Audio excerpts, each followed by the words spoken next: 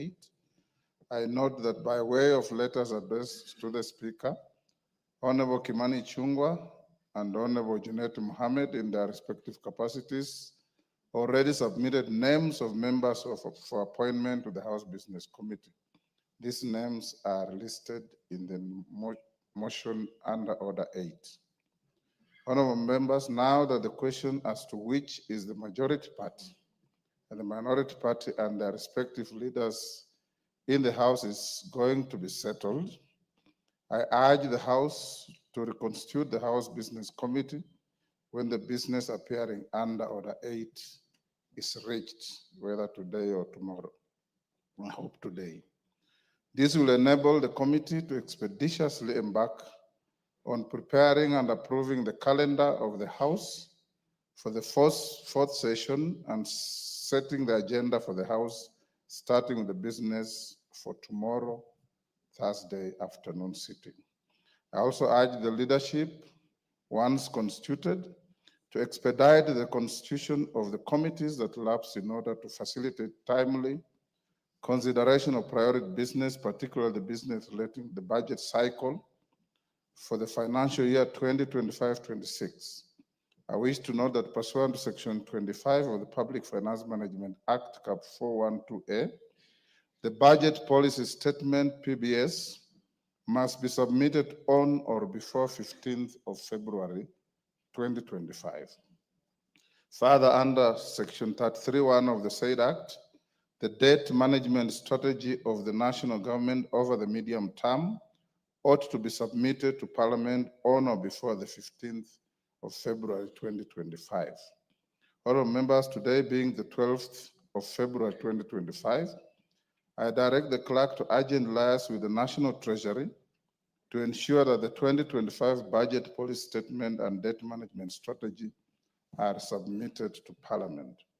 The two documents ought to be tabled either in the course of today's sitting or during tomorrow's sitting, being the last available sitting day as per the prescribed timelines.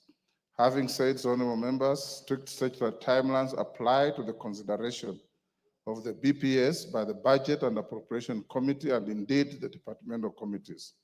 Therefore, the urgent formation of the Budget and Appropriations Committee and the Public Debt and Privatization Committee to consider the budget policy statement and debt management strategy cannot be overstated. The House is accordingly guided. Call out messages. Order number 3, messages. Members, take the nearest seats on whichever side you desire.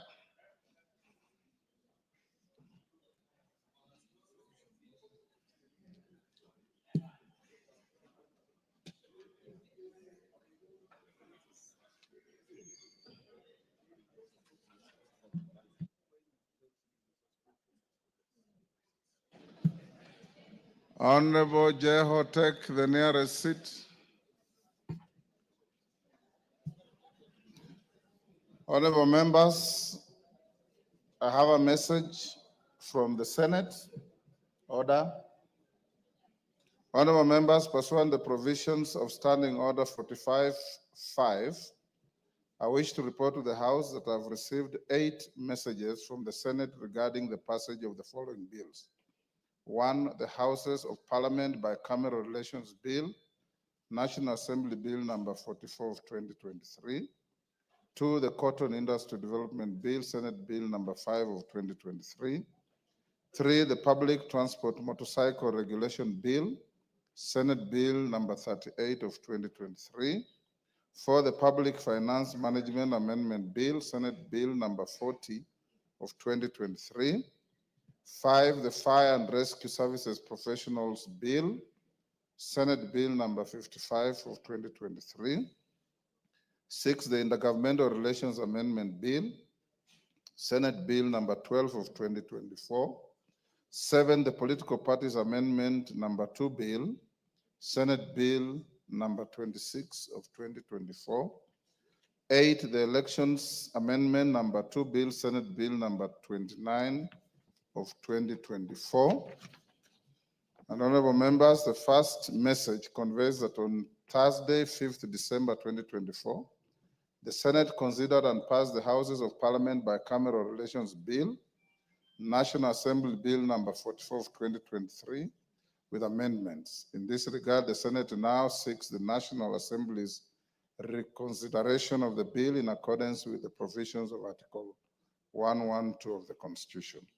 The second message relates to the passage of the Cotton Industry Development Bill, Senate Bill number 5 of 2023. The message conveys that the Senate considered and passed the National Assembly's amendments to the bill on Wednesday, 4th December 2024. Members will recall that in accordance with the provision of Article 112 of the Constitution, the National Assembly considered and passed the bill with amendments on 14th August 2024 and referred them to the Senate for consideration.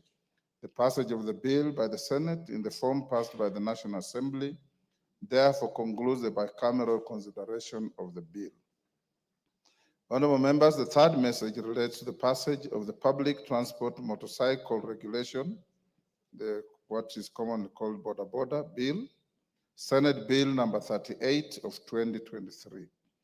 The message conveys that the Senate considered and passed the bill with amendments on Thursday, 5th December 2024. The bill seeks to provide for a regulation of the border industry and for connected purposes. The fourth message relates to the passage of the Public Finance Management Amendment Bill, Senate Bill number 40 of 2023, published via Kenya Gazette Supplement number 160 dated 1st September 2023. The bill seeks to amend the Public Finance Management Act, Cap 412A, to entirely require county governments to develop and implement a county revenue collection system and to provide for the process of funding functions that have been transferred from one level of government to another under Article 187 of the Constitution. The message conveys that on Thursday, 5th December 2024, the Senate considered and passed the Public Finance Management Amendment Bill, Senate Bill number 40 of 2023, with amendments. The fifth message relates to the passage of the Fire and Rescue Services Professionals Bill, Senate Bill number 55 of 2023. The message conveys that the Senate considered and passed the bill with amendments on Thursday, 5th December 2024. The bill seeks to provide for the establishment, administration, powers and functions of the Fire and Rescue Services Professionals Board, the examination, training, registration and licensing of fire and rescue services professionals, and for connected purposes. The sixth message relates to the passage of the Intergovernmental Relations Amendment Bill, Senate Bill number 12 of 2024. This bill seeks to amend the Intergovernmental Relations Act, Cap 265F, to establish a structured framework for intergovernmental relations to enhance relations amongst the national government, county executive, and county assemblies. The message conveys that the Senate considered and passed the bill with amendments on Thursday, 5th December 2024. The seventh and eighth messages relate to the passage of the Political Parties Amendment number 2 Bill, Senate Bill number 26 of 2024, and the Elections Amendment number 2 Bill, Senate Bill number 29 of 2024. The bills seek to amend the Political Parties Act, Cap 7D, and the Elections Act, Cap 7, to actualize some of the recommendations and views of the public submitted to the National Dialogue Committee, NADCO, during the National Dialogue Discourse on issues of electoral justice and related matters. The message conveys that the Senate considered and passed the two bills with amendments on Thursday, 5th December 2024. Honorable members, with regards to the Senate amendments to the Houses of Parliament Bicameral Relations Bill 2023, the schedule of amendments is hereby referred to the Departmental Committee on Justice and Legal Affairs for consideration and reporting.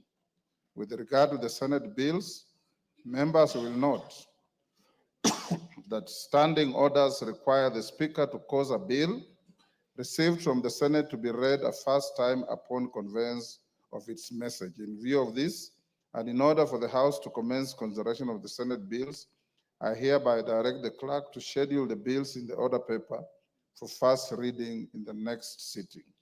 Thereafter, the bills stand committed to the following departmental committees: the Public Transport Motorcycle Regulation Bill to the Departmental Committee on Transport and Infrastructure, the Public Finance Management Amendment Bill, Senate Bill number 40 of 2023 to the Departmental Committee on Finance and National Planning, the Fire and Rescue Services Professionals Bill, Senate Bill number 55 of 2023 to the Departmental Committee on Regional Development, the Intergovernmental Relations Amendment Bill, Senate Bill number 12 of 2024 to the Departmental Committee on Administration and National Security, the Political Parties Amendment number 2 Bill, Senate Bill number 26 of 2024, and the Elections Amendment number 2 Bill, Senate Bill number 29 of 2024 to the Departmental Committee on Justice and Legal Affairs. The House is accordingly guided, and I thank you. Members of the bar, take the nearest available seats. As we do so, allow me to acknowledge in the public gallery, I believe these are students from Kenya Institute of Management, Nairobi campus, Nairobi. On my behalf and on your behalf, I welcome them to the House of Parliament for this afternoon's sitting.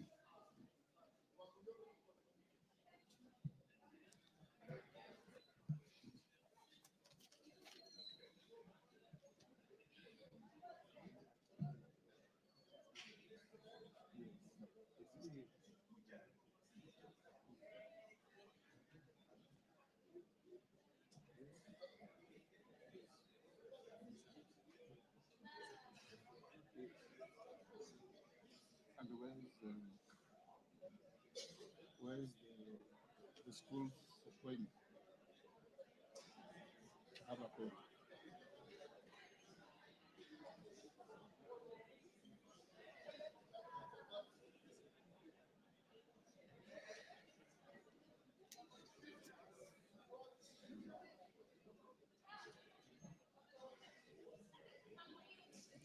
Is it there?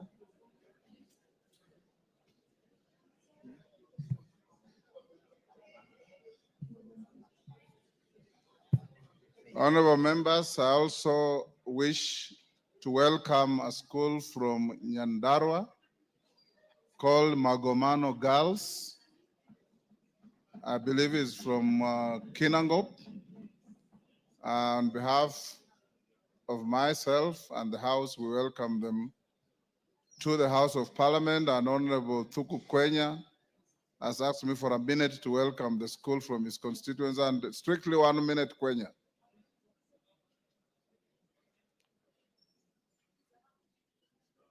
You are not allowed to wave at people in the gallery. I'm waving at, sorry, Mr. Speaker, I'm waving at the clerk Yes. for him to just spot where I am.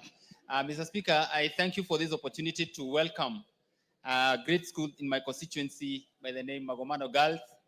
And I want to assure them that the Parliament is a beautiful place to be and to work. And given the opportunity, Mr. Speaker, now they have a dream of a place they would wish to work and even represent their constituents maybe later in life. They are most welcome, feel welcome. This is Parliament where we say that there's a place of record and decorum. Thank you, Mr. Speaker. Record and decorum sometimes. Honorable members, order Dr. Nyikal take your seat. Otherwise, you'll stand for a little long.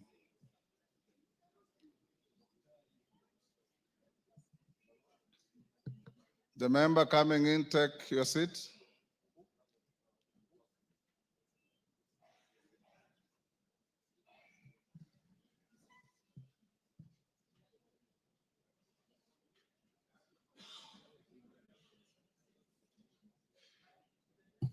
The next order. Order number 4, petitions. Order number 5, papers. Order number 6, notices of motion. Order number 7, questions and statements.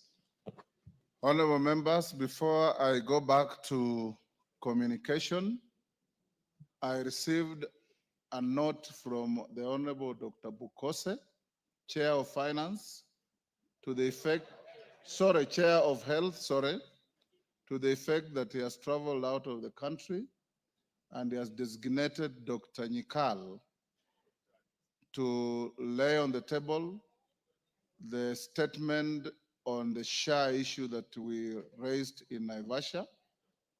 Dr. Nyikal, are you ready with it? Chair, is it to lay or To deliver. And this is not chair, this is speaker. I'm sorry, the Yes. speaker to lay or to deliver? To deliver if you are ready before I give my ruling. So then I give it to the table. The direction was that the statement is to be presented to the House. And members will not know the content until they look for it after a long while. Yet the issues were that it is of public interest. Everybody wants to know what you are saying. Do we do that before we get into the business of the House? It is part of the business of the House. If you have it, Chair, then I'm not in a position to move it now, Chair. if you are not, that's okay.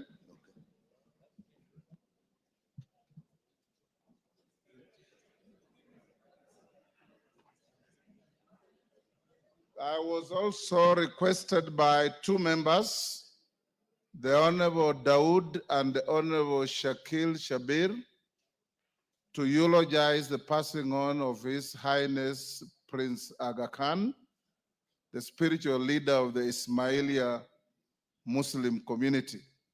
Between the two, I don't know who is going to go first. And do you have to do it both? Yes, who is senior? I'll start with the senior. I'll start with Shakil Shabir. Then Dawood, be ready after Shakil. Thank you, Mr. Speaker, sir. I would like to present a tribute on behalf to the Aga Khan community, the Ismaili community, in respect of the passing away of Prince Karim Aga Khan, whose vision and visionary leadership and unwavering commitment has left an indelible mark on Kenya. He was a beacon of hope for millions around the country. His Highness was the 49th hereditary Imam of the Ismaili Muslims, passed away on the 4th of February 2025, leaving a legacy of compassion, education, and humanitarianism. In Kenya, the Aga Khan's contribution has been transformative across various sectors.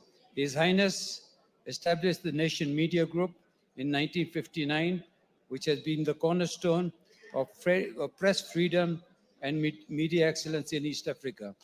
Through the Aga Khan Fund for Economic Development, he founded Serena Hotels, promoting tourism and economic growth while preserving cultural heritage and environmental sustainability. The Aga Khan Education Fund also established Aga Khan schools across the country. The Aga Khan Primary School in Kisumu, where I studied, was a source of pride, producing generations of well-educated individuals who continue to contribute to the nation's development. This institution has even got up to 95%. They were recognized as the top school for a number of years. The Aga Khan hospitals in Nairobi and Mombasa and Kisumu and the Aga Khan University Hospital stands as a beacon of quality healthcare providing cutting-edge medical services, and also reducing the need for Kenyans to seek treatment abroad. His Highness has also played a pivotal role in education, establishing the Aga Khan academies in Mombasa and Kisumu. As we mourn His Highness, we mourn the loss of His Highness, let us also celebrate his remarkable achievements and the enduring impact of his work in Kenya and East Africa.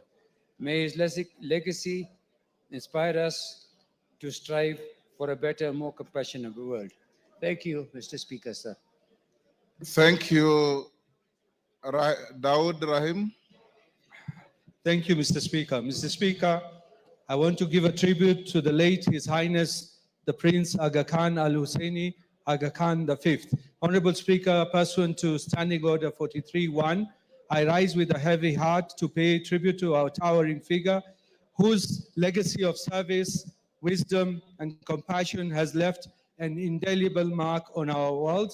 The late His Highness Prince Karim Al Husseini Aga Khan IV, the founder and chairman of the Aga Khan Development Network Foundation. Honorable Speaker, the late Prince Karim Al Husseini Aga Khan IV was not only a spiritual leader, but also a visionary humanitarian and a champion of progress whose impact transcended borders, faiths, and generations.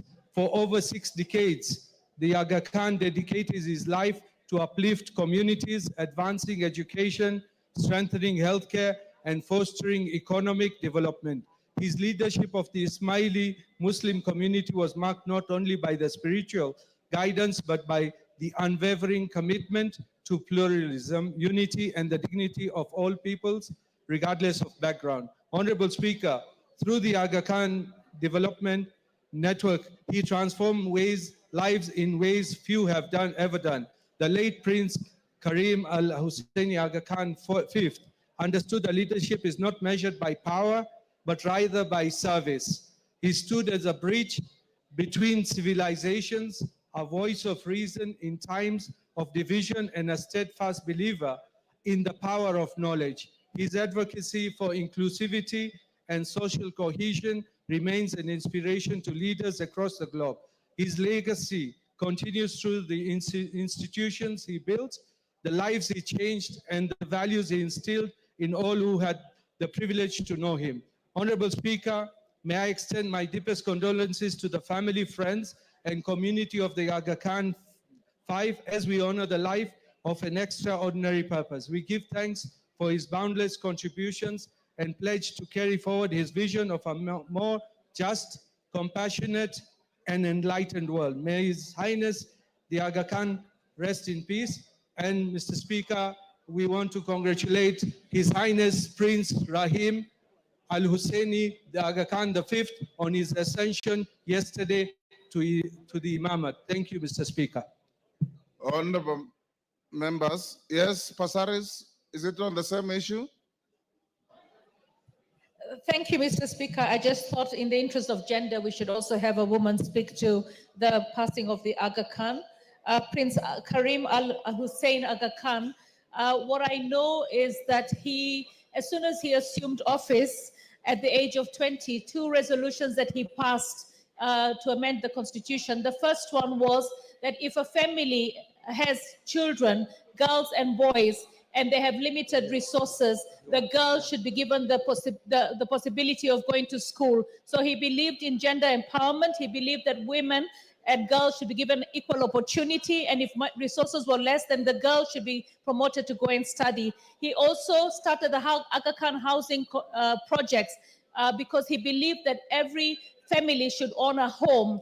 So as we stand in solidarity with the Ismaili community and having been a beneficiary of the Aga Khan's projects, in the sense that I went to the Aga Khan Primary School and the Aga Khan Kensek Secondary School, I pay condolences to the entire Ismaili community, and we thank the foundations of the Aga Khan for all the work that they do, and we congratulate the new prince for assuming position. Thank you, Mr. Speaker.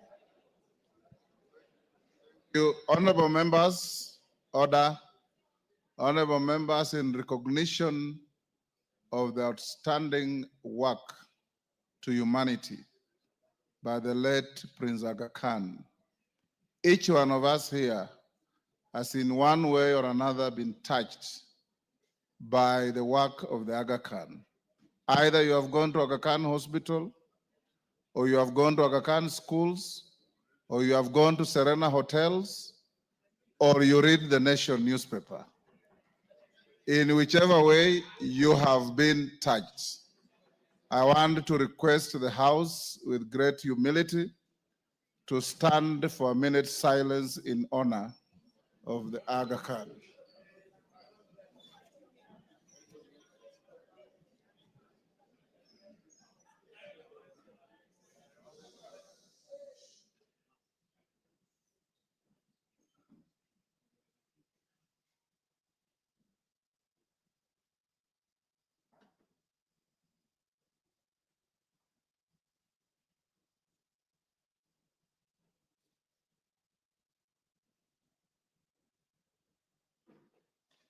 Thank you. Go back to communication.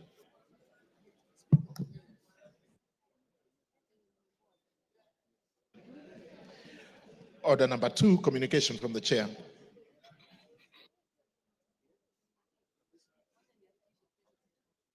Honorable members, those on their feet, take your seats. Kiamba, take your seat, Mami.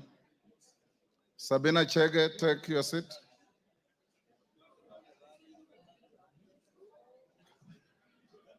Honorable members, I have a communication to make on the leadership and continuity of the business of the House in the 4th session of the 13th Parliament.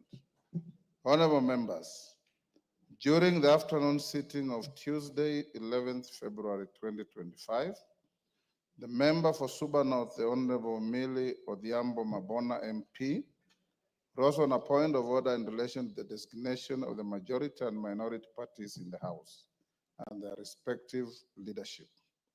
In the point of order, the Honorable Millie noted that she had been aware of a judgment of the High Court in Nairobi, High Court case number E202 of 2023, Kenneth Njagi Njiru versus State Law Office and Jubilee Party of Kenya, where the court had declared the ruling contained in the communication made on 6 October 2022 on the majority and minority parties in the National Assembly as unconstitutional, null and void. In her view, the judgment declared the Azimio la Umoja One Kenya coalition party as the majority party. The Honorable Millie further noted that she had submitted a letter to the Speaker seeking the recognition of Azimio la Umoja One Kenya coalition party as the majority party and conveying the names of the Honorable Junet Mohammed as the majority leader and the Honorable Robert Mbui as the deputy majority leader. She concluded by seeking that the Speaker recuse himself from presiding over the proceedings and to allow the Honorable Deputy Speaker to recognize Azimio la Umoja One Kenya coalition party as the majority party. Honorable Junet Mohammed as the majority leader and the Honorable Robert Mbui as the deputy majority leader. Notably, the Honorable Millie seems to have conveniently forgotten the fact that the Honorable Deputy Speaker is also a member of a political party and represents a constituency. As such, the Honorable Millie's concerns of impartiality would still have arisen if the Deputy Speaker was in the chair. Indeed, this applies to all members of the Speaker's panel. At the beginning of the debate, I gave honorable members some general direction in the issues from the judgment as I understood them, including the fact that the judgment did not bar the Speaker from presiding over the House. Indeed, the issue of how a vacancy arises in the office of the Speaker is expressly provided for in Article 106(2) of the Constitution. Arising from the point raised by the Honorable Millie, no less than 58 other members contributed to the debate that arose, with a number raising additional points of order.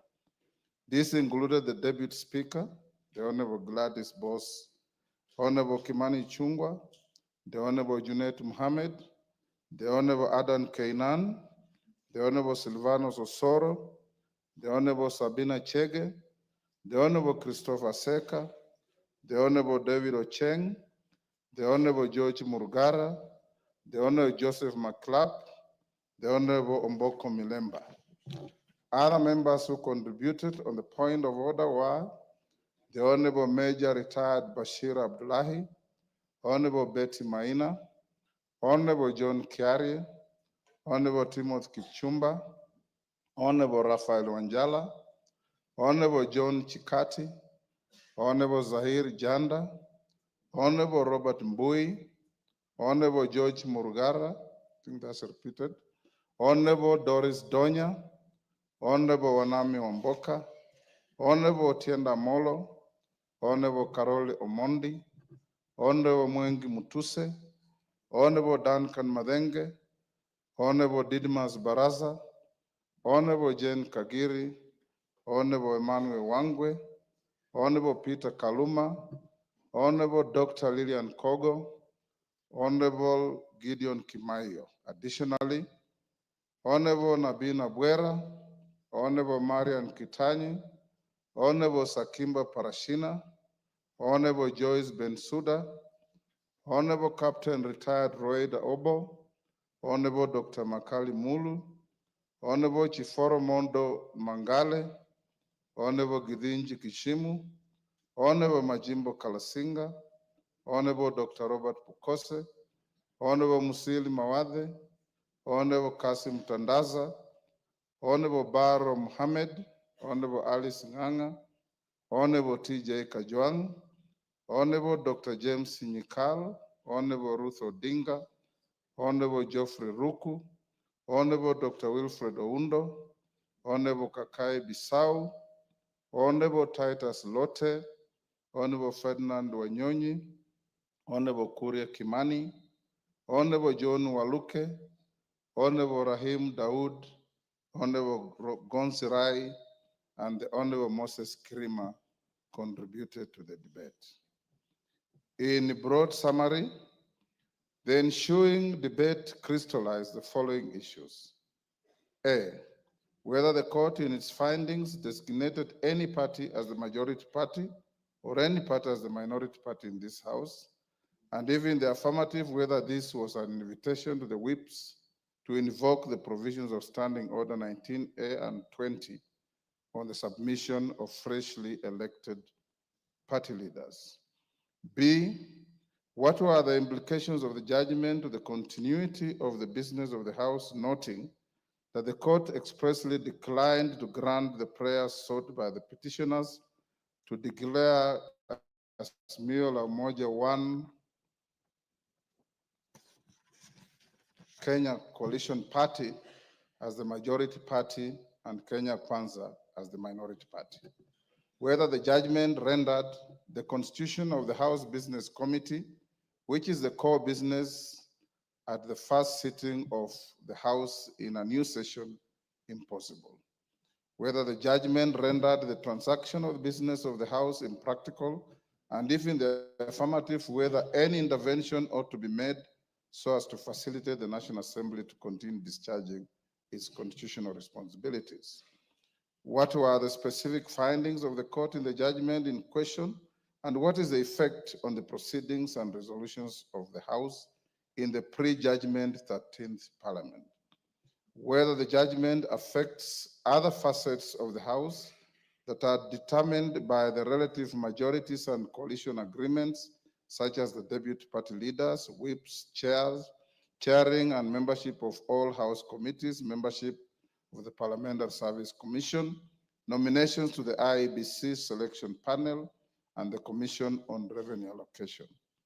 Whether the Speaker is a member of the House and how this relates to his political rights and party affiliation, and how the role of the Speaker in the House relates to the principle of impartiality.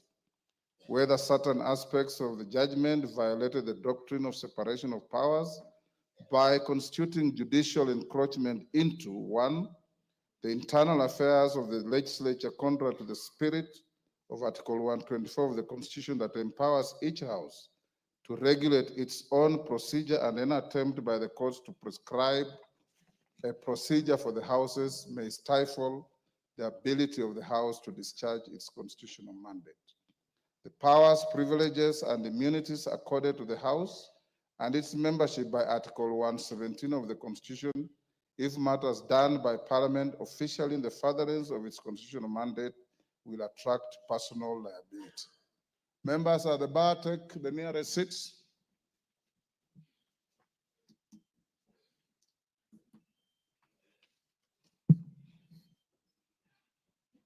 Koyo, take the nearest seat. You don't have to run across the floor. Thank you. While contributing to the debate, the Honorable Mwengi Mutuse tabled a letter dated 30th January 2024 from the Register of Political Parties indicating that the Maendeleo Chap had exited the Azimio la Umoja One Kenya Coalition Party with effect from 25th January 2024. On her part, the Deputy Speaker, the Honorable Gladys Boss, submitted that upon receipt of the judgment, while discharging the role of the Speaker in the absence of the Speaker who was out of jurisdiction, she instructed the Clerk of the National Assembly to seek information from the Register of Political Parties with respect to the status of membership of the 21 parties represented in the House in any coalition and to request for certified copies of the relevant coalition agreements. At the conclusion of the debate, the Deputy Speaker tabled a response from the Register of Political Parties referred as request for information on coalition agreements dated 11th February 2025.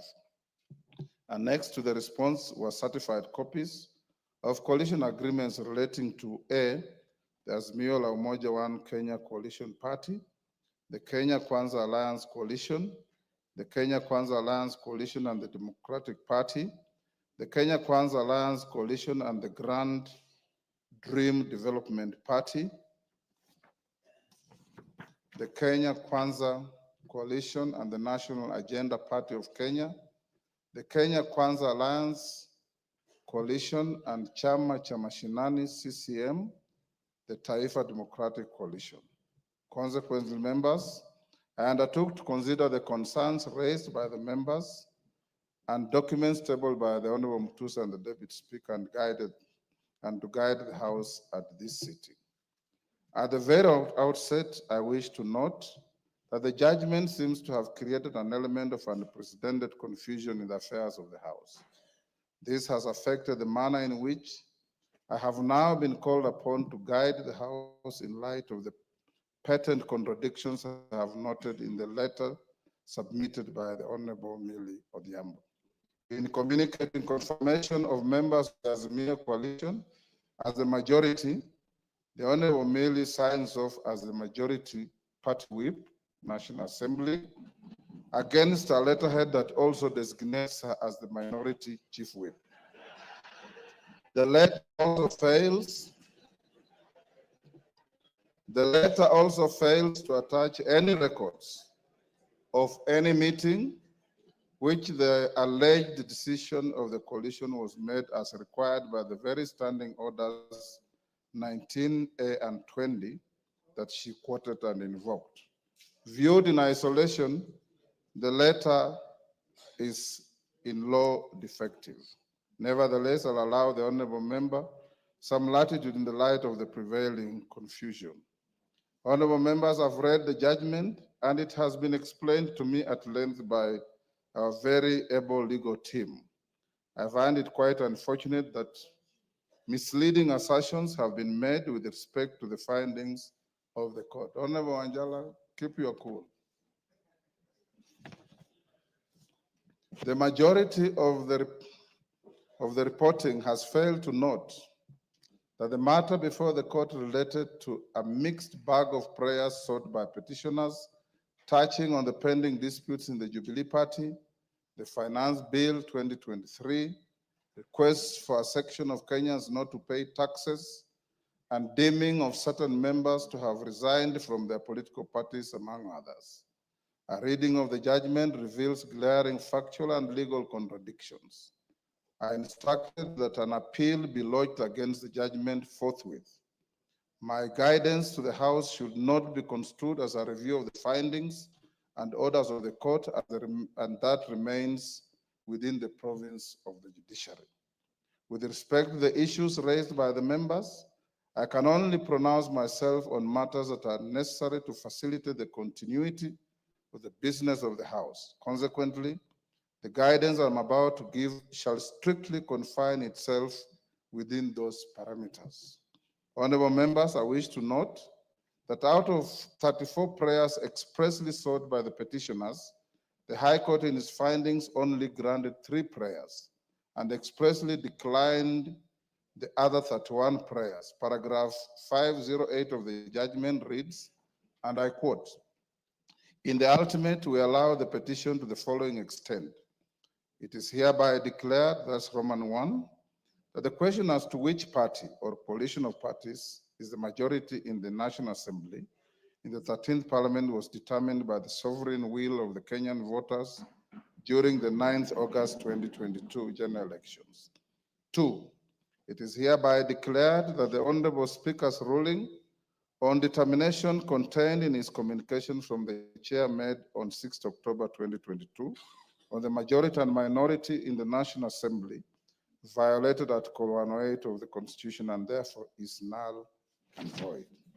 3, it is hereby declared, I'm quoting from the judgment, it is hereby declared that the Honorable Speaker's ruling or determination from the chair on 6th October 2022 with respect to leadership of the National Assembly on account of his determination of the majority party and minority party in the National Assembly is contrary to and violated Article 108 of the Constitution, and to that extent is null and void.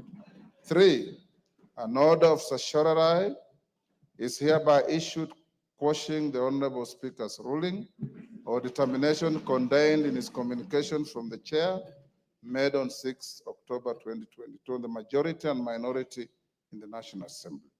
Subject to the foregoing orders, the court went on, the rest of the prayers in the petition are declined.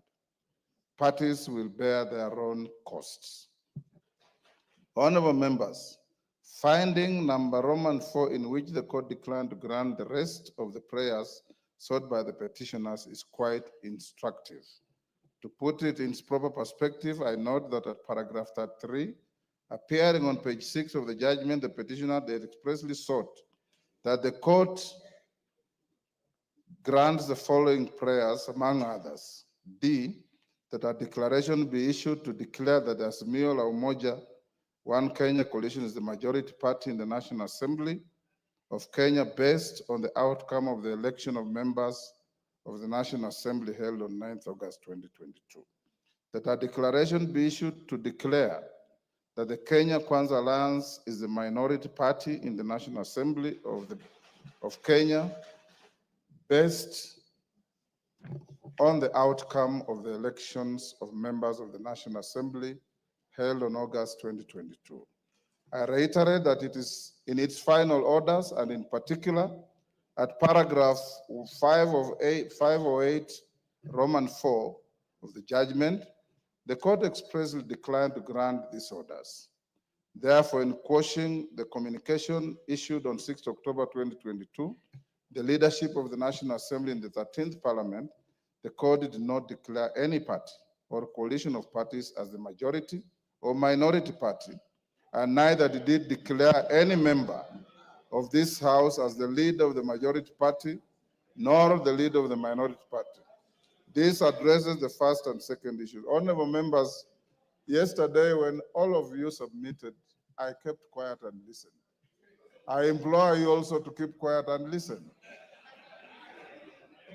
It's a quid pro quo. Even the Honorable Millie who raised the issue is conducting herself like the distinguished lawyer she is, listening quietly. And for us, when we go to court as lawyers, even when the court rules against you, you stand up, bow, and say, I'm much obliged, my lord.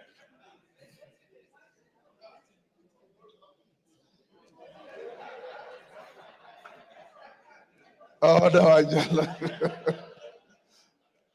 Moving on, honorable members, in its first finding, the High Court cryptically held that the question as to which party or coalition parties in the majority in the National Assembly in the 13th Parliament was determined in August 2022.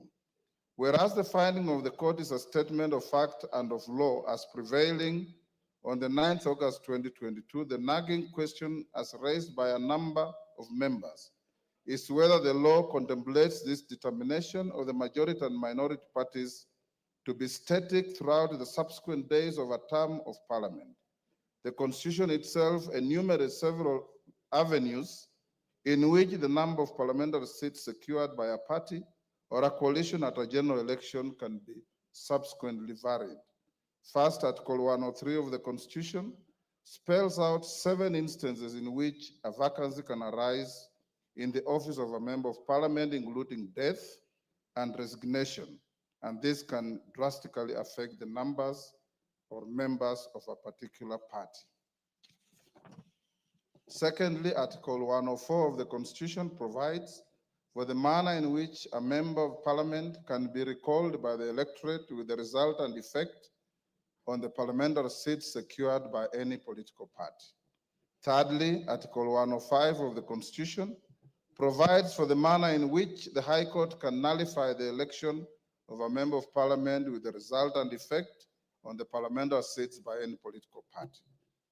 Fourth, Article 108 of the Constitution, as further expounded in the Political Parties Act, acknowledges the formation and existence of coalitions which, when varied through post-election agreements, have a result and effect on the parliamentary seats associated with a political party or coalition. For instance, apart from the dynamic complexities that we have witnessed around the composition of coalitions since the last general election, honorable members are also aware of the current existence of 3 vacancies in the office of members of parliament with respect to Banisa constituency, Magarin constituency, and Ugunja constituency. A further vacancy exists with respect to the nomination slot vacated by the Honorable John Badi. How is the House meant to treat a change in its relative majorities arising from the current existing 4 vacancies? Honorable members, to my mind, all the cited scenarios create avenues for the exercise of the sovereign will of the people to determine the majority and minority in the House. By quashing the guidance that I gave for purposes of ensuring the continuity of the business of the House, the court recreated the very same question that arose at the commencement of the 13th Parliament as to which party or coalition is the majority or minority in the House. Honorable members, the 3rd schedule to the Constitution prescribed the oath that I took pursuant to Article 74 of the Constitution before assuming office as your Speaker.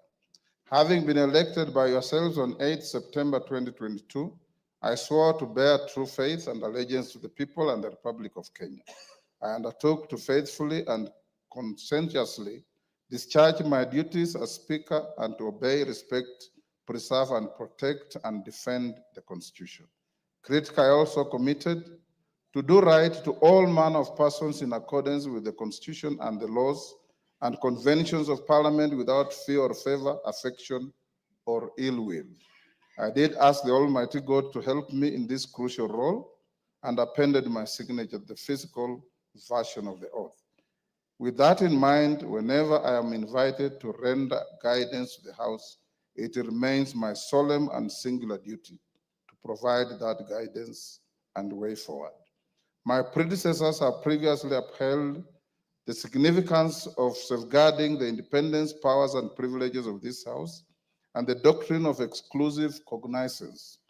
Article 124 of the Constitution empowers the House to regulate its own procedure, and the other arms of government have a duty to refrain from interfering with this privilege. A question such as the one referring to the majority and minority party falls within this privilege and must, as of necessity, be guarded jealously and only resolved within Parliament. The Constitution and the laws and conventions of Parliament do not grant me the option of declining jurisdiction or issuing any guidance that effectively holds the operations of the House. My oath obligates me to ensure the uninterrupted functions of this House for the benefit of the people of Kenya. In its finding number 3, the court held that the communication was null and void. Debate arose as to whether this finding affected the propriety of all the business that the House has transacted since it was inaugurated on 8 September 2022. There were perceptions and assertions that the legislation so far passed by the House may have been voided. It should be beyond doubt that there was no order of the court in this regard to precipitate this kind of thinking, and there cannot have been such a blanket order as the issues placed before the court by the litigants did not question legality and competence of Parliament to legislate on matters before it, save for the prayers relating to the Finance Act 2023 and Appropriations Act 2023, and these prayers were expressly dismissed by the court. Members at the bar, take the nearest seats.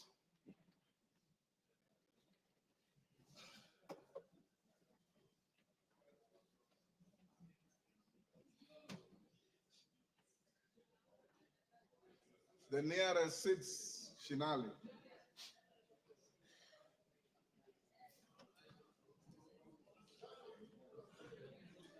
Osero, take the nearest seat.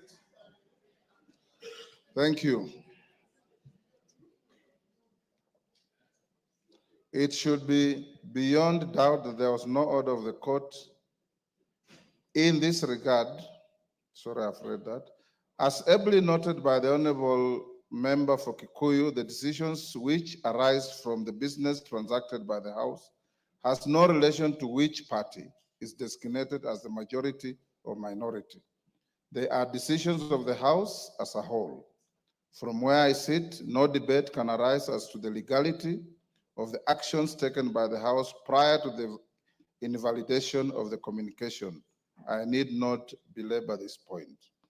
To the critical matter at hand, Article 108 of the Constitution establishes the offices of party leaders in Parliament and outlines the order of precedence to be observed in the National Assembly as follows. There shall be a leader of the majority party and a leader of the minority party. The leader of the majority party shall be the person who is the leader in the National Assembly of the largest party or coalition of parties. The leader of the minority party shall be the person who is the leader in the National Assembly of the second largest party or coalition of parties. The following order of precedence shall be observed in the National Assembly: the Speaker of the National Assembly, the leader of the majority party, and the leader of the minority party. In determining which party or coalition of parties is the majority party and minority party, primary reference has to be made to the results of the last general election. As noted in previous guidance on the designation of the leadership of the House, the exercise must be informed by reference to formal records of membership of the political parties represented in the House and their affiliations, if any, with each other through pre- and post-election coalition agreements.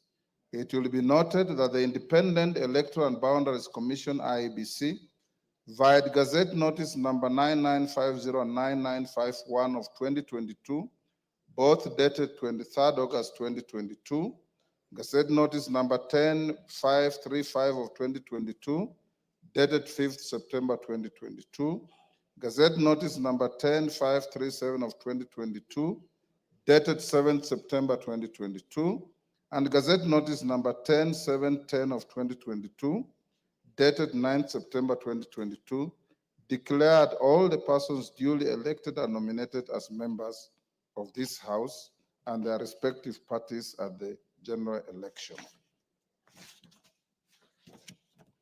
With respect to the affiliation between the parties currently represented in the National Assembly, Standing Order 2B requires the clerk of the National Assembly to obtain a certified copy of any coalition agreement entered into between two or more political parties. As guided in previous rulings by the speakers of this House, Standing Order 2B was intended to allow the House to determine its relative majorities and resolve, among others, any disputes between constitutive parties of coalitions to the membership of the Parliamentary Service Commission, nominations to the Commission on Revenue Allocation, and positions in the East African Legislative Assembly.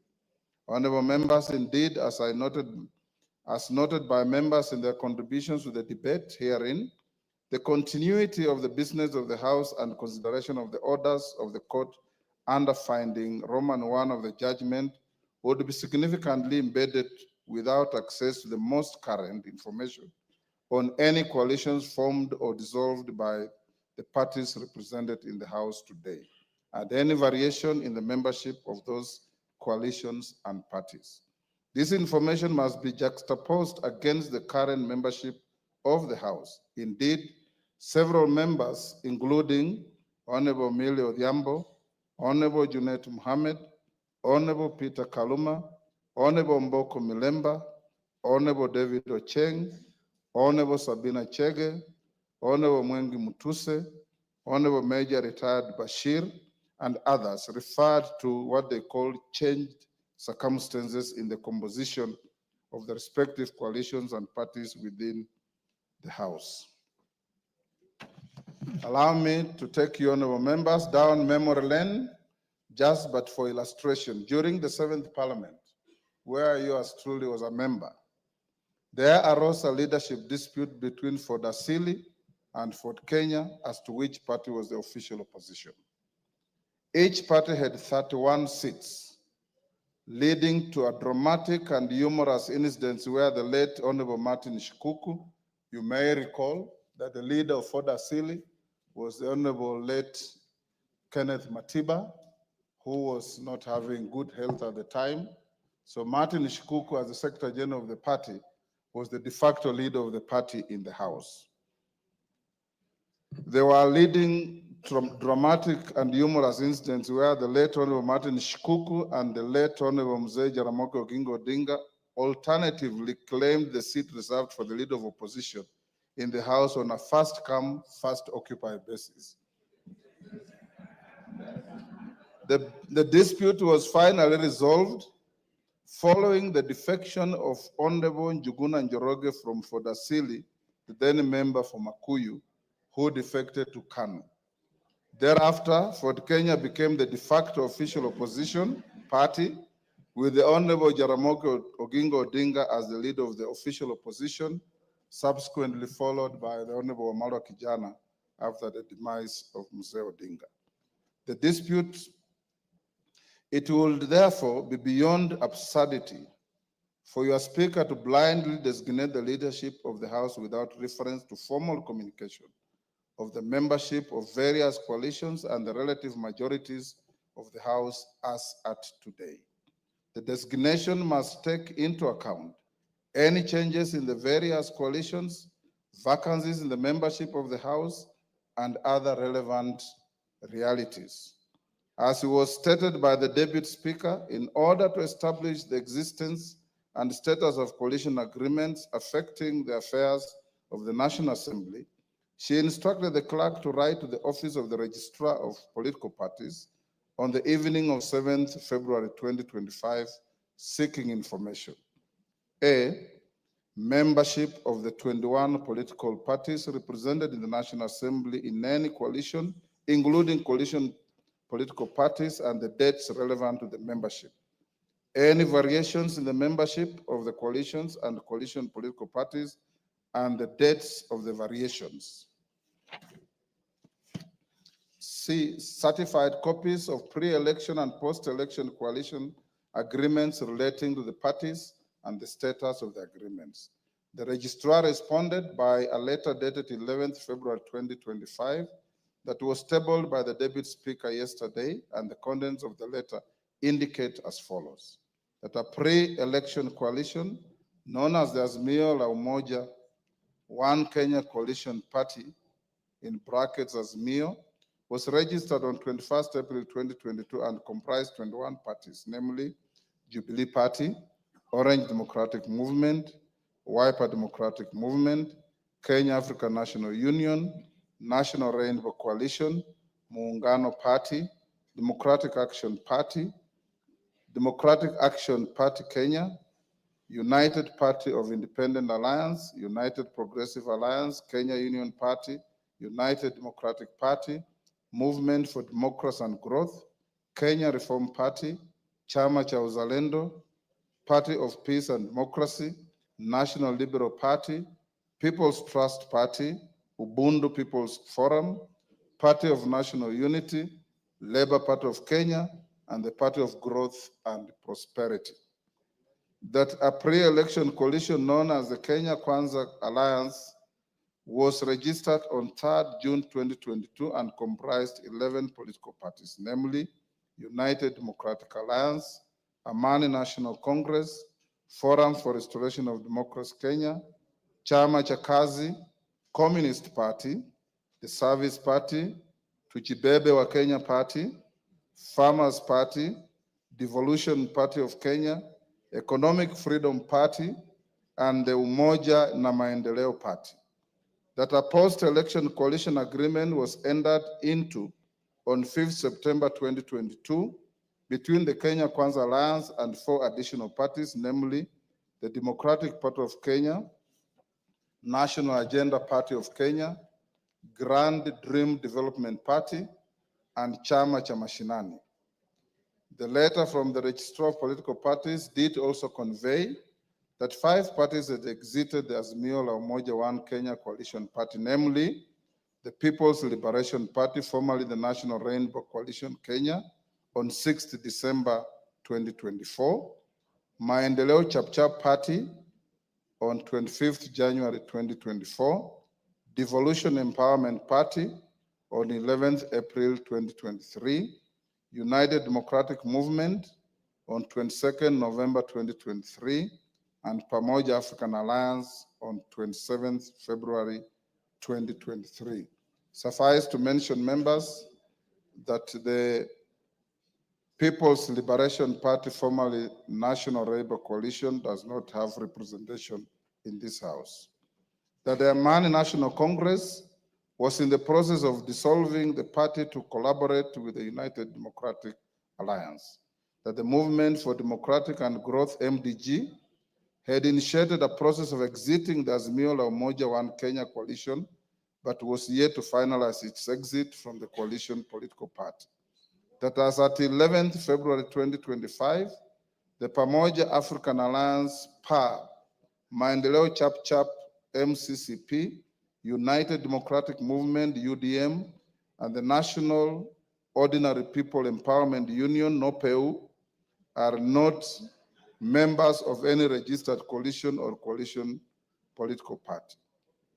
Honorable members, I put emphasis on the information provided by the Registrar of Political Parties that the said 4 political parties are not members of any registered coalition or coalition of political party. It is notable that even if it was to be assumed that the 4 vacancies were to be filled in favor of the parties under which the former members were elected or nominated and their number added to the computation of the 2 coalitions, the Azimio la Umoja One Kenya Coalition Party would still not attain a majority of the members in the House.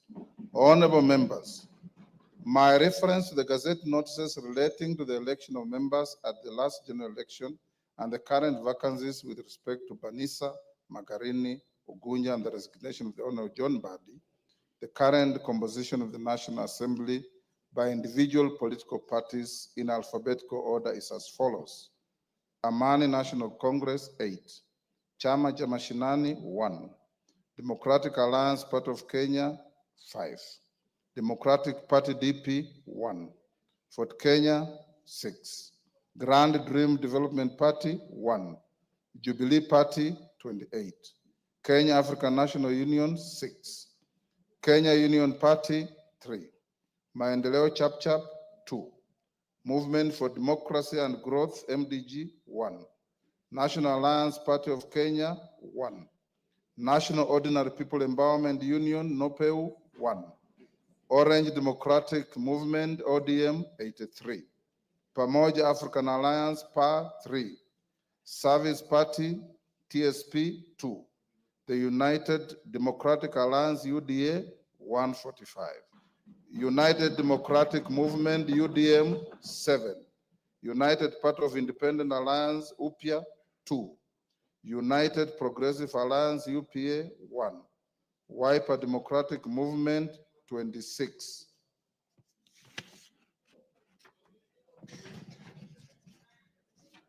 A simple calculation of the cited numbers with reference to the communication and coalition agreements received from the register of political parties indicates the cumulative number of the members of the constituent parties of the Azimio la Umoja One Kenya Coalition Party and the Kenya Kwanza Alliance as follows. Azimio la Umoja One Kenya Coalition Party consists of 154 members, computed by adding the membership of the Orange Democratic Movement, Jubilee Party, Wiper Democratic Movement, Kenya African National Union, the Democratic Alliance Party of Kenya, the Kenya Union Party, the United Party of Independent Alliance, and the Movement for Democratic Growth.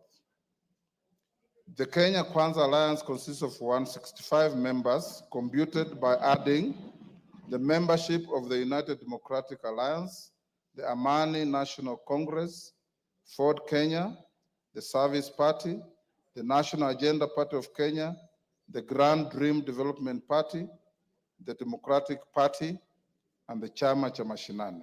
Honorable members, it's notable that the numbers relating to the Azimio la Umoja One Kenya Coalition Party are tinged by a slight element of doubt with respect to membership of the Movement for Democratic and Growth, MDG.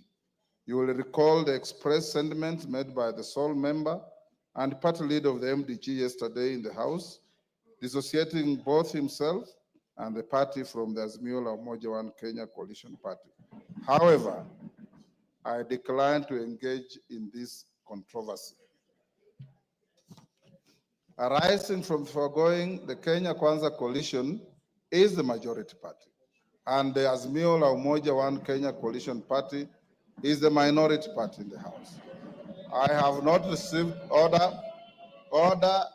I still have a little more to go. I have not received any further communication from the Kenya Kwanza Coalition replacing the member for Kikuyu, the member for Kilifi, the member for South Mugirango, and the member for Marsabit County as their preferred leadership in the House. Similarly, I have not received any communication from the Azimio la Umoja One Kenya Coalition Party replacing the member for Suna East, the member for Kadiani, the member for Suba North, and the member for Embakasi West as their preferred leadership in the House. Consequently, the leadership of the House remains unchanged. Permit me at this stage, honorable members, to address the fate of 14 members who, as per the letter from the Register of Political Parties, belong to parties other than parliamentary parties that are not affiliated with the two identified coalitions in the House. I wish to reiterate that the 14 members and all independent members shall be treated equally in nomination to the committees of the House and access to any other attendant entitlements. The Speaker shall, under Standing Order 174-2B, decline to approve any list of members nominated to serve in committees that does not take into account interests of all members, including the 14.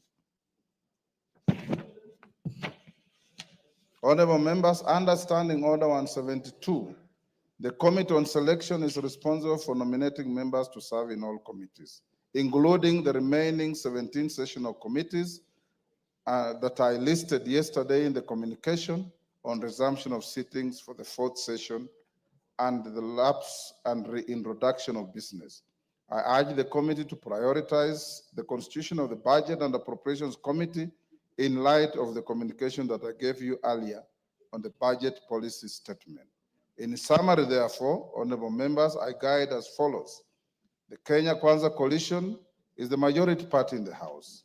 Azimio la Umoja One Kenya Coalition Party is the minority party in the House. To the extent that I have not received any communication with the Azimio la Umoja One Kenya Coalition Party or the Kenya Kwanza Coalition replacing their leadership in the House, the leadership existing as at the end of the last session remains the leadership of this House. I thank you.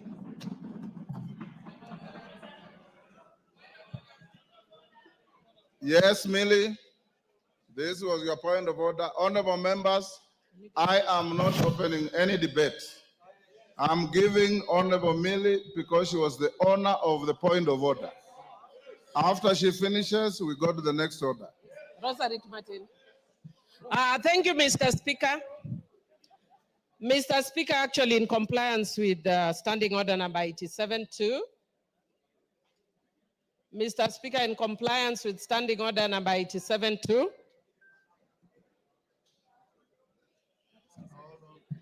somebody was calling me. Yes, I just wanted to indicate that in compliance with Standing Order number 87-2, I am actually not going to raise any issues regarding. May I have my standing orders? Go on now. Thank you. Yes, go on. Yeah, thank you, Mr. Speaker. Mr. Speaker, I just wanted to say that in compliance with Standing Order number 87-2, I will not raise any issues regarding the communication that you have just given. I'm a very law-abiding citizen and cognizant of our standing orders. And further, Mr. Speaker, I also just wish to indicate that as Azimio, and much more so, those of us who are very keen on ensuring that Baba clinches the AU position, we want to be sure that we follow the rule of law and that we support a broad government which is not based. And we are encouraging the government to be both broad and based. It is broad but not based. For those who have not learned literature, understand what I'm saying. This government is broad, but it is not based. So don't call us to be in a broad-based government. It has to be broad-based government. And Mr. Speaker, I also just want to say that as Azimio, we follow. No, I'm not going to congratulate you. Mr. Speaker, this one is talking towards me, but I ignore him. Ignore him, you are senior. He should listen to me. I'm ignoring him. Osoro. As Azimio. Honorable Osoro. But Mr. Speaker. Millie Odhiambo is your learned senior. Yes. Listen to her. But Mr. Speaker, don't even worry, I can handle him. I'm capable in all manner to handle him. Mr. Speaker, as adherents, as Azimio, we are adherents to the rule of law. And Mr. Speaker, as those who adhere to the rule of law, I want to indicate just that the way you say as lawyers, yeah, that we speak as lawyers. Yes. I want to indicate that as Azimio, we very respectfully disagree. I will not go to the substance, but we very respectfully disagree with your communication. And Mr. Speaker, I want to say again a philosophy in my local community that says, "Ngamatek konyono kwesimeru." When a strong man steps on your mother's pipe, you tell your mother to remove her pipe. That philosophy acted when my mother, in the generation of my mother. In my generation, if angamatek onyono kwesimeru, you point at the eyes. You point at the eyes of Ngamatek, respectfully. So, Mr. Speaker, I want to say that today, you are Ngamatek. Ngamatek is the strong man. You are stepping on my mother's toe. But I will respectfully tell you, Mr. Speaker, that I don't agree with you as a strong man, that you are stepping on my mother's toe. And as Azimio, we are going to take further action until you stop stepping on my mother's pipe. And I respectfully, Mr. Speaker, note your communication.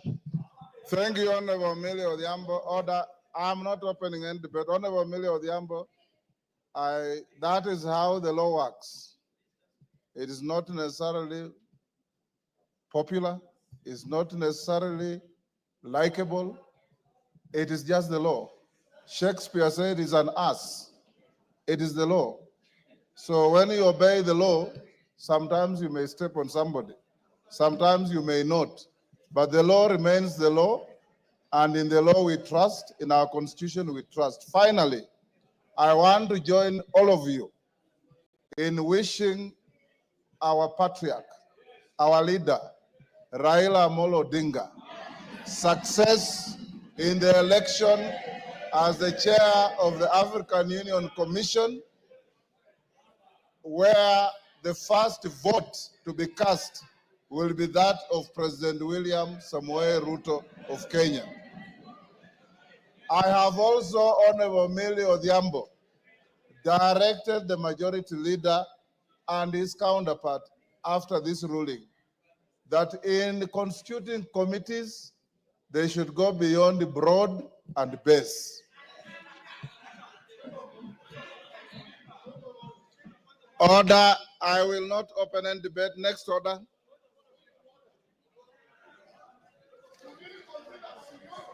Order, Wanjala. Order, Wanjala. Next order. No. Order number 8. Next order. Order number 8, motion, appointment of members to the House Business Committee. Majority Leader.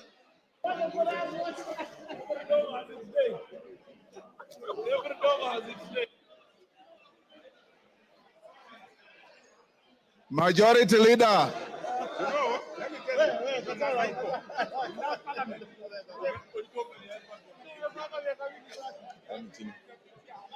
Thank you, Honorable Speaker. Honorable Speaker, I beg to move that pursuant to the provisions of Standing Order 17-1, Order, members, those who are recessing, recess quietly.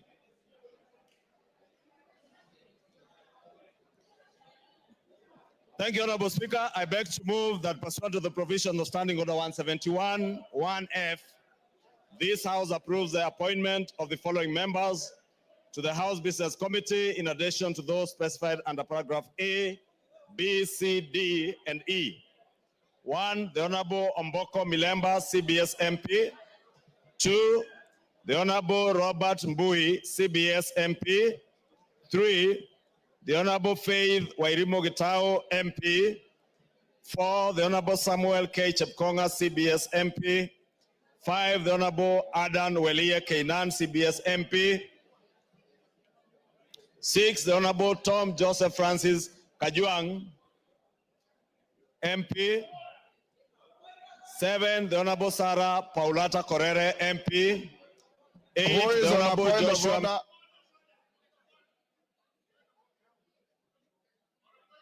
Order, Honorable Kajwang, you cannot call for order when you are not orderly. What are you doing where you are? Order. We have moved to the next order and proceed. 7, the Honorable Sarah Paulata Korere, Pardon? MP. Why is he? Order, I did not give a chance to anybody except the mover of the notice of motion. Go on. Ichungwa, go on. 8, the Honorable Joshua Mbidi Mwalio, MP. 9, the Honorable Umul Ker Kasim Sheikh, MP. Honorable Speaker, as members may know, this is a very critical committee. And Honorable Speaker, the other members of the committee sit in that committee by virtue of their offices. And with those few remarks, I beg to move and request the Honorable Aden Keinan to second the motion in agreement. Kainan. I second, Mr. Speaker. Order, honorable members. Order. Take your seats. Order. Honorable members. Order. Honorable Millie's point of order was not a party point of order. It was a point of order by the distinguished member for Suba North. And upon delivering the communication, I dutifully gave her an opportunity to say what she said, and that has ended that matter. We are now on order number 8. I now propose the question, which is that pursuant to the provision of Standing Order 171-1F, this House approves the appointment of the following members of the House Business Committee, in addition to those specified under Orders A, B, C, D, and E. Honorable Mboka Milemba, CBS MP. Honorable Robert Mbui, CBS MP. Honorable Faith Warim Gitao, CBS MP. Honorable Samuel K. Chepkonga, CBS MP. Honorable Adan Walie Keinani, CBS MP. Honorable Mboka, I'm proposing the question. I've not put any question. So actually you're out of order. Honorable Tom Joseph Francis Kajwang, CBS MP. Honorable Sarah Paulata Correra MP. Honorable Joshua Mbithi Mwali MP. Honorable Omulher Kasim Sheikh MP. Yes, yes, Cynthia. Thank you, Honorable Speaker, for giving me an opportunity to make a comment in regard to the House Business Committee that has been constituted. Honorable Speaker, I note that these are members that were sitting in the same committee last time, and they did a beautiful job, Honorable Speaker, and I want to support their nomination back to the House Business Committee. Honorable Speaker, it must be noted that the House Business Committee is the engine of this House, and we appreciate their acceptance to actually run the business of this House, Honorable Speaker. Honorable Speaker, I support their nomination, and I urge the honorable members of this House to support it, so that, Honorable Speaker, we can continue and start business that is important to this House, so that I can be able to serve the people of Kenya. We can ensure that the House Business Committee members are able to schedule our business, Honorable Speaker, so that I can be able to dispense matters that matter to the people of Kenya. I support, Honorable Speaker. Yes, Junet. Honorable Junet. Order. Order. Members standing around Honorable Junet. Honorable Junet, take your seat for a minute. Members. Mr. Speaker. Order, Honorable Junet, just hold. Honorable Babowino. Order. Honorable Babowino. Take your seat. When the speaker calls you out, you don't have to stand up. This is not a classroom. You are rarely in this house, and when you come, you want to cause disorder. Take your seat. Order, Honorable Junet. I've given you your point of order. Mr. Speaker, I have no intention to speak about your ruling, Mr. Speaker. I want to speak on the matter that is before the House now. Mr. Speaker, under instructions from our parliamentary group, Mr. Speaker, before you put the question, I have been asked to convey to you on the floor of the House that we have withdrawn our members from the House Business Committee, Mr. Speaker. Yes. So it will be a nullity for the House to pass the membership from our side, Mr. Speaker. Now you can consider me as majority or minority, whichever way you can take. Yeah. Honorable Junet, a question has already been proposed. Yes. Honorable Ichungwa, order, Honorable Ichungwa, I call upon you to reply. Thank you, Honorable Speaker. Honorable Speaker, in reply, let me say the House Business Committee is properly and duly constituted.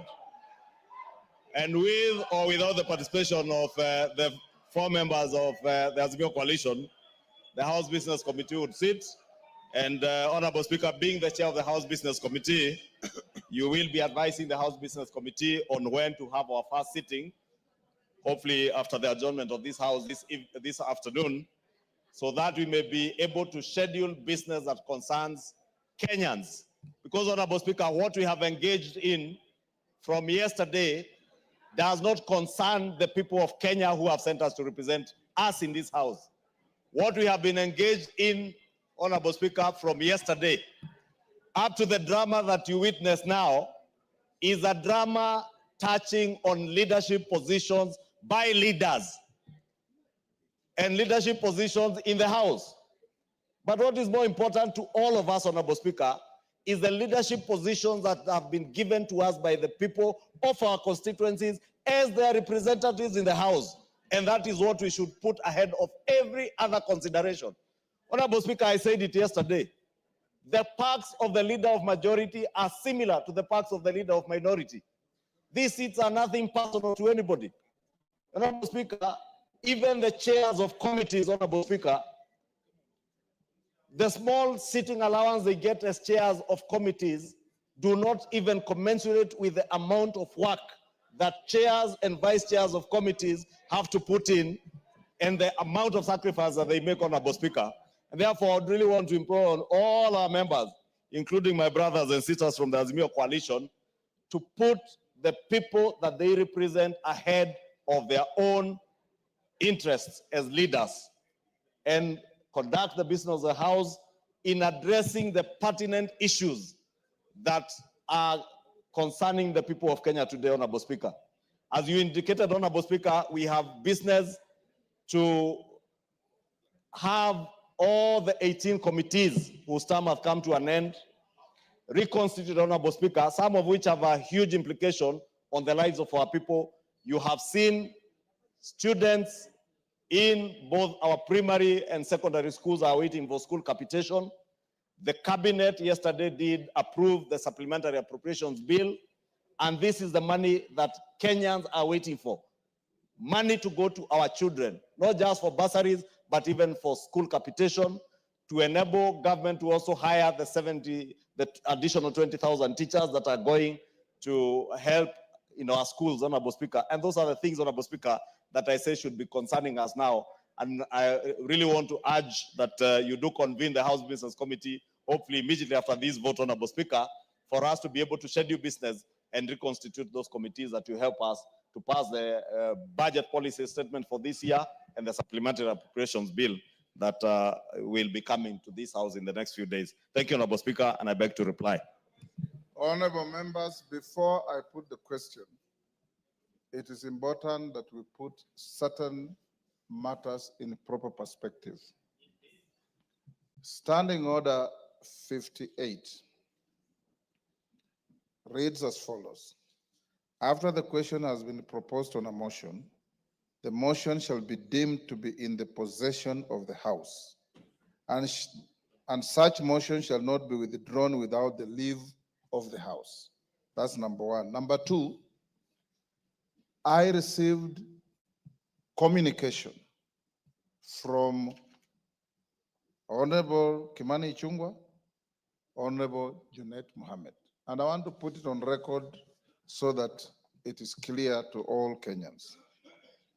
Honorable Kimani Ichung'wah wrote to the Clerk of Parliament, Samuel Njoroge, on 6th of February as follows, and this is after I had spoken personally to both Honorable Ichung'wah and Honorable Junet, asking them to propose names to the House Business Committee. Honorable Ichung'wah wrote, "Dear Sir, reference nomination of Kenya Kwanza Alliance members to the House Business Committee. Further to your letter referenced NA L&P HBC stroke 2025 stroke CORR in bracket 001 dated 3rd February 2025, I hereby submit the following names of members of the Kenya Kwanza Coalition for appointment to the House Business Committee, in addition to those specified under Standing Order 171, 1B and D. The Honorable Samuel Chepkonga, CBS MP, was in Gishu County, Male. The Honorable Omboko Milemba, CBS MP, Vihiga County, Male. The Honorable Faith Wairimu Gitao, CBS MP, Nyandarua County, Female. The Honorable Joshua Mbithi Mwalio MP, Machakos County, Male. The Honorable Umulkhair Kasim Sheikh MP, Mandera, Female. Yours sincerely, Honorable Kimani Ichung'wah, AGH MP, Leader of the Majority Party, copy to the Right Honorable Dr. Francis Moses Masika Wetangula, AGH MP, Speaker of the National Assembly. On the 10th of February, I received a letter from the Honorable Junet Mohammed addressed to the clerk of the National Assembly. Dear Sir, reference nomination of members to the House Business Committee. Your letter dated 3rd February 2025, reference NALP HBC stroke 2025 stroke CORR 001 refers. The minority party nominates the following members to the House Business Committee in accordance with the standing orders. The Honorable Mbui Robert MP, the Honorable Francis Kajwang Tom Joseph MP, the Honorable Walie Adan Kainan MP, the Honorable Korere Sarah Paulata MP, yours sincerely, Junet Mohammed, Honorable EGH MP, Suna East Constituency, leader of the minority party in the National Assembly. At the time the Honorable Junet wrote this letter, the judgment under contestations that has gone on yesterday was already out. And he knew and designated himself, rightly so, as the minority leader. I call out today for the motion to be moved. The majority leader moved the motion, and it was seconded by the Honorable Kainan. Once a motion is moved, you can either move an amendment seeking the necessary support from the House that shall be put to a vote, or you keep your cool. You do not change the content of a motion by picketing on the floor of the House and making statements that are completely unparliamentary and unhelpful. As it is now, the motion that you are going to vote to is properly the House, fully carrying the names of both sides of the House, the majority and minority, and upon voting on the motion, I direct all members who, if they're passed by the motion, to go to room 9 for the first meeting of the House Business Committee to schedule business for tomorrow. And this House must, and I repeat, we have a greater duty to the people of Kenya than the shenanigans that we want to display here. The mover of the point of order yesterday, Honorable Millie Odhiambo, said she respects the outcome. She doesn't agree. That is part of fair game in an arena that is judicial or quasi-judicial, like this House. Like I said, we go to court, you lose a case, you don't fight the judge, you don't insult the judge, you say, much obliged, my lord, you'll come to fight another day. That is how the law works. I now put the question, honorable members, that pursuant the provision of Standing Order 171-1, and I repeat, no member listed on this motion has been withdrawn, because the withdrawal of any member on a motion like this can only be through an amendment to the motion. And now put the question, which is that pursuant the provision of Standing Order 171-1F, this House approves the appointment of the following members to the House Business Committee in addition to those specified under paragraphs A, B, C, D, and E. Honorable Mboko Milemba, CBS MP, Honorable Robert Mbui, CBS MP, Honorable Faith Wairimu Gitau, CBS MP, Honorable Samuel K. Chepkonga, CBS MP, Honorable Adan Walie Kainan, CBS MP, Honorable Tom Joseph Francis Kajwang, CBS MP, Honorable Sarah Paulata Korere MP, Honorable Joshua Mbithi Mwalio MP, Honorable Omulher Kasim Sheikh MP. As members of that opinion say aye. Aye. Will those of the contrary opinion say nay? The ayes have it. Honorable members, you may be upstanding, there being no further business in the House. The House stands adjourned until tomorrow, Thursday, the 13th February 2025 at 2:30 p.m. And before the Speaker's procession, members who have been approved to the House Business Committee move to room 9 immediately for the House Business Committee.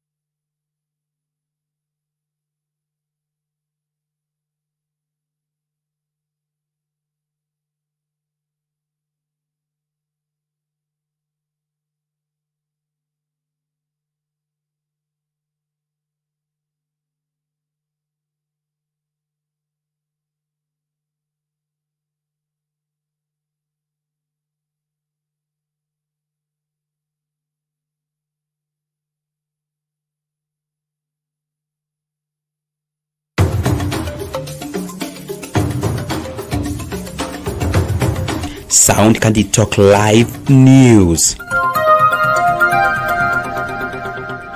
At Sound Candid Talk, we provide live UHD broadcasting for church services, talk shows and podcasts, weddings, live bands, products and services launches, webinars and trainings, Zoom meetings, conferences, seminars, exhibitions, and virtual concerts.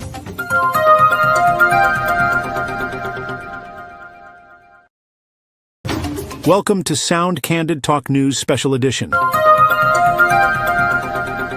Be sure to subscribe, share the video widely, and give it a thumbs up. God bless you. This is the story of Frank Okoth, a 19-year-old Kenyan whose life is nothing short of a miracle and an inspiration. A young man who, against all odds, survived 6 gunshots during the tragic June 26, 2024, Gen Z protests in Nairobi.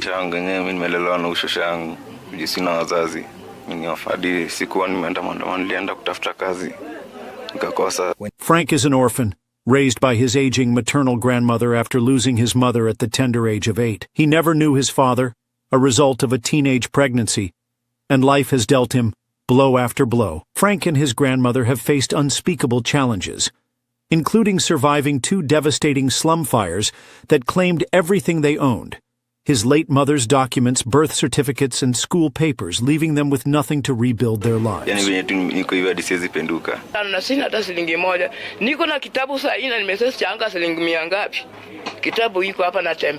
Forced to drop out of school in Form 2 due to a lack of fees, Frank started doing manual jobs to provide for his grandmother. But on June 26, 2024, everything changed. During the protests, Frank joined other Kenyan youth to exercise their democratic rights, peacefully demonstrating against unemployment, rising living costs, and rampant corruption. But the unthinkable happened. Police opened fire on unarmed demonstrators, killing over 20, injuring many, and leaving others unaccounted for.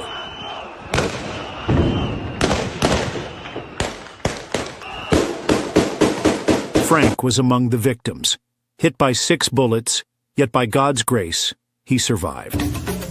After a series of life-saving surgeries, Frank can now walk again, but the bullets left a lasting impact.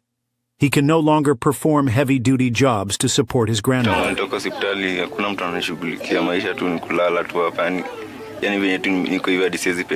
In their iron sheet home, deep in the slum, is inaccessible by vehicles. In case of a medical emergency, help is far out of reach. To make matters worse, the slum is plagued by insecurity, with daily cases of muggings and robberies. Despite all these challenges, Frank dreams of finishing his education, learning a trade, and building a better life for his grandmother, the woman who has stood by him through every storm. This is where we need your help. In the short term, we aim to move Frank and his grandmother to a safer home where they can access medical care and live without constant fear. Long term, we want to support Frank in completing his education, learning a profitable skill, and starting a small business. I've faced so much, but I'm still standing. I want to work hard, take care of my grandmother, and make her proud. I just need a chance. You can be the change in Frank's life. Every contribution, big or small, will go a long way in helping this brave young man and his grandmother rebuild their lives. Let's come together and help Frank fulfill his God-given destiny. God bless you. Don't forget to subscribe, like, share this video widely, and stay tuned for more inspiring stories on Sound Candid Talk. Send your donations to Sound Candid Talk.